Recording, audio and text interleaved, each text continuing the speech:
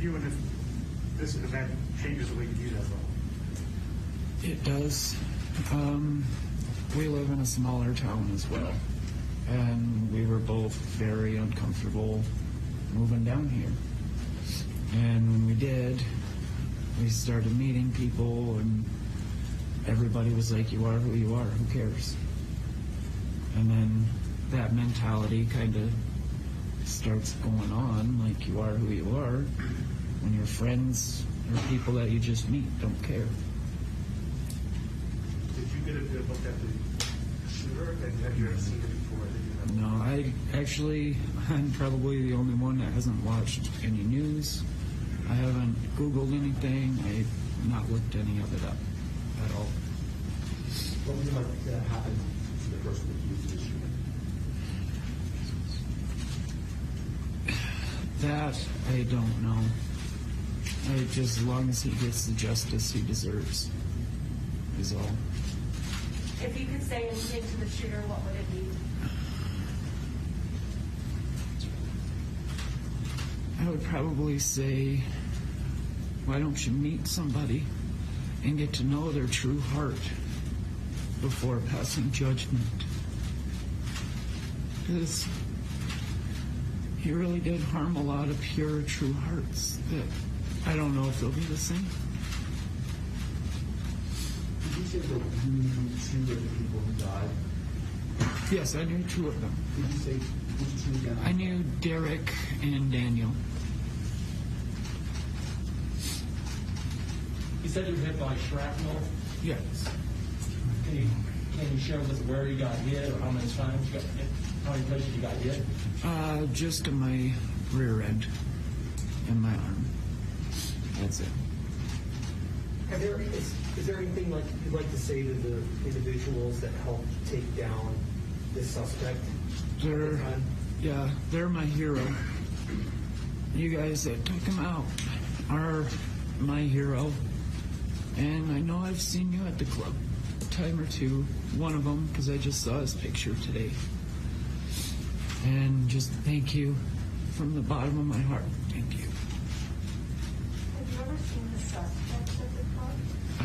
I don't even know who he was or never saw him inside that night. Did you attempt to hide? You mentioned you may have blacked out when the shooting happened. Do you know where you landed, where you ran, or where you... I just went up in the corner, just out of the way, because I didn't want to be out in the middle of the floor.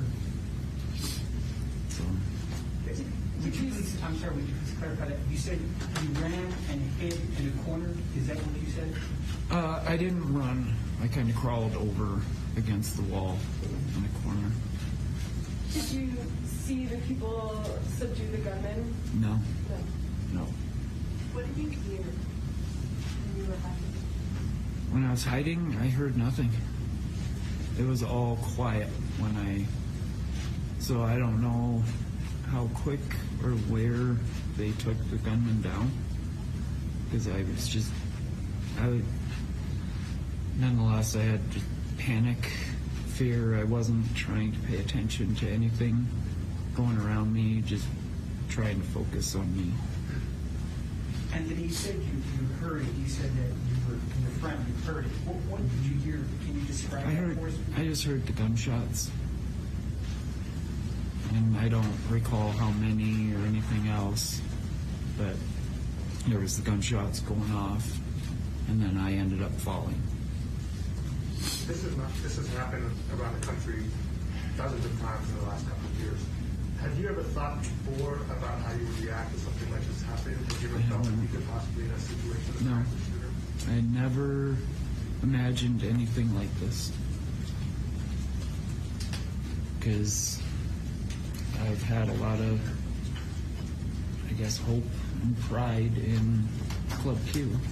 That was my family, and that's what they have always stated, that this is your home, this is your safe haven, safe space. So that was the least of my worries and concerns. Why were you share your stories?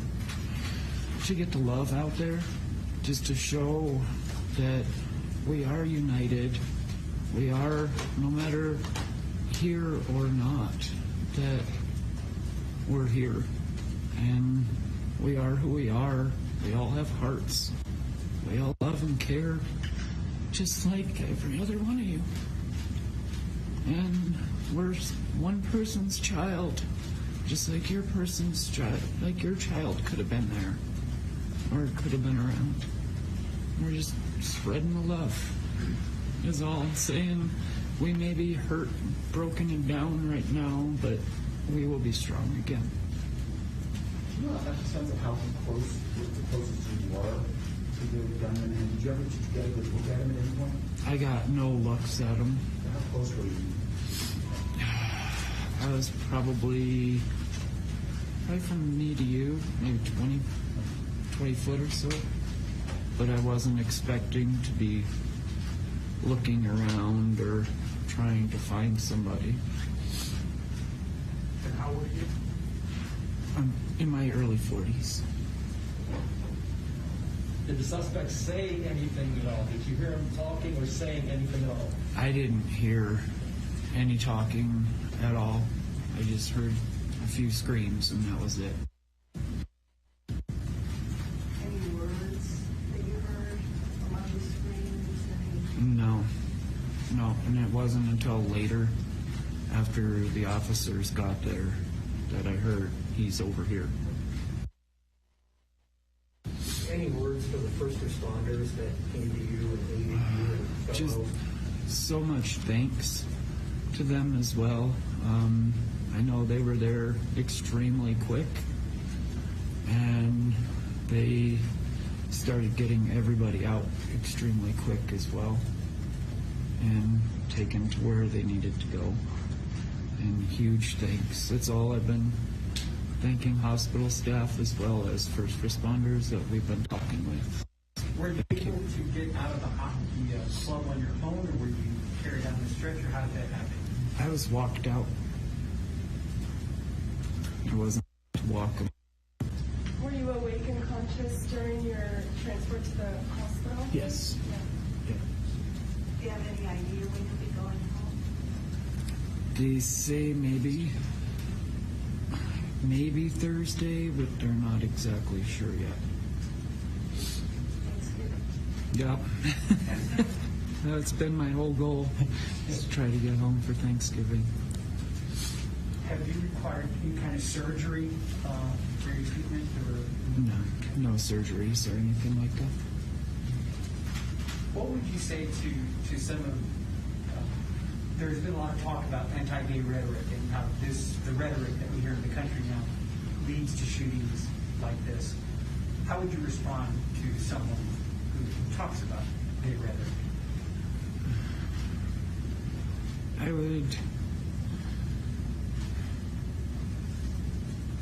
honestly, I say it's all like the negativity, and it's sad that it gets to someone's head like that, and it pushes them to where they want to feel like they need to take it out on somebody, and they just choose one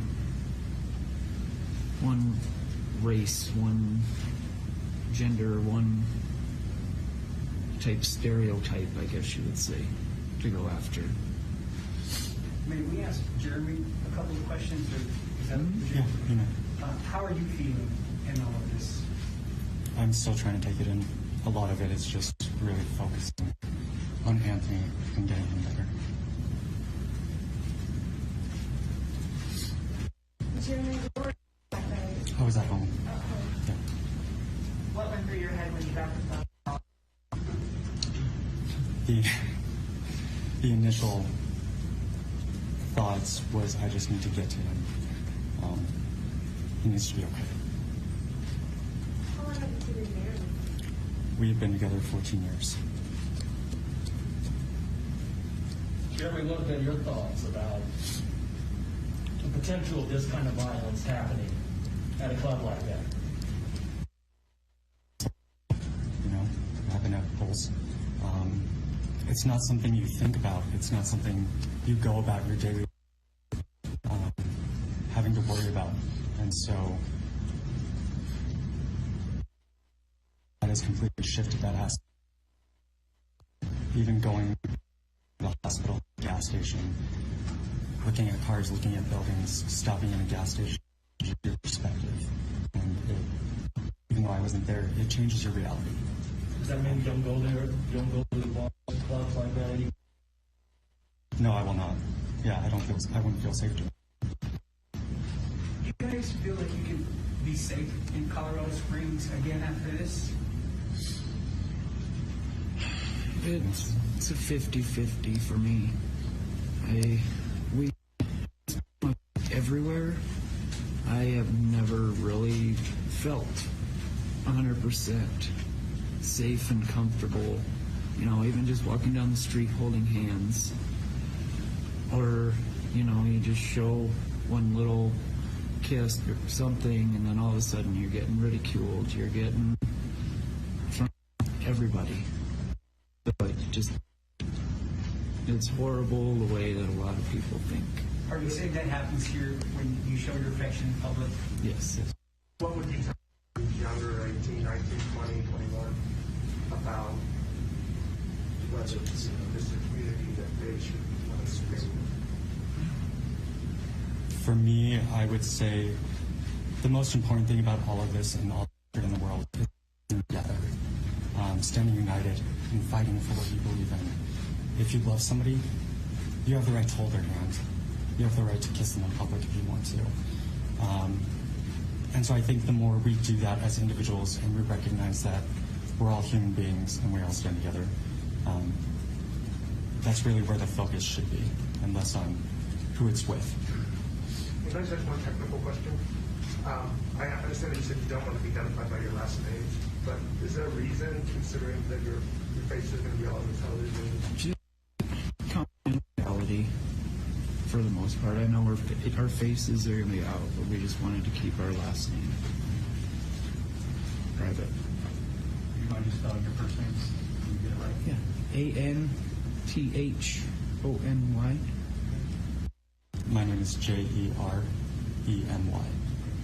And despite all that's been happening since Sunday, what's it like being in each other's arms right now? It's a blessing. even when I got here on Sunday morning, Saturday night, and as I got to the hospital, I was coming in and he was standing there. And it was one of those, as I was laying there in the club, I didn't know if I'd ever get to hug him again. I didn't know how extensive my wounds were. I didn't know what had happened to me. And all I did is I called him and told him there was a shooting. I've been involved. I'm okay. And I went to the hospital and he was there. And of course, gave him a hug and, you know, to count your blessings every day.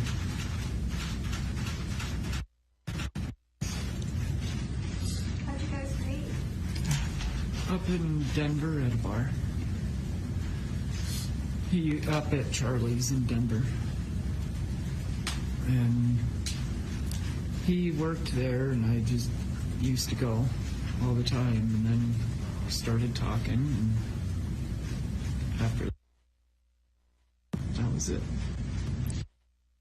I feel like Denver was more tolerant than Colorado Springs. Can you talk about that? I felt a lot more comfortable up in Denver simply because I know that their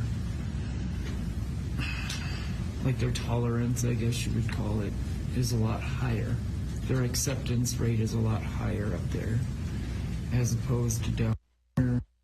Everybody feels a little more closed-minded, and we've experienced things out by where we live, and they don't accept it at all. So it's just one of those, you can't judge a book by its label or its cover. You have to know what's inside. Just talk to somebody and find out their true self before you start jumping. After what you just said, does that make you think about leaving Colorado Springs? Not at this time, it doesn't. Not due to this situation, no. Not due to this. What brought you to Colorado Springs? Live here? He's originally from here, and I just came out for a change. Something different. Okay, I'm going to take a moment and we're going to wrap this up because these guys have given him a lot of time and we want to make sure he has time to rest and still get back to his room. So thank you. Thank you, guys. Thank you, guys. Thank you.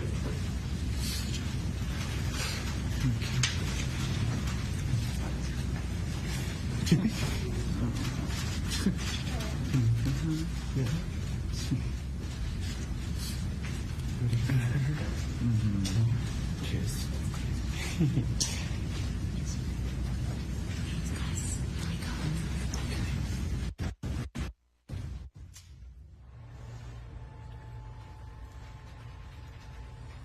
Everyone that is tuned into our Facebook page as well as KKTV.com, you just saw one of the surviving victims from the Club Q shooting over the weekend. He just spoke about his experience and he is right now recovering at Penrose Hospital. It's just very touching and very moving to hear him speak on that tragedy. You can go ahead and listen to it again if you just replay this feed, and we will also upload it to its entirety on our website. Everything that you need to know about Club Q's shooting, you can also find KKTV.com. We have outlined everything, and our newscast at 4 starts in less than 5 minutes, where we will also be providing more updates. I would like to leave you with photos of the victims who died in that mass shooting. There were 5 of those victims, and we continue to honor and pay respects to them and their families as we come together as a community to heal through this tragic event.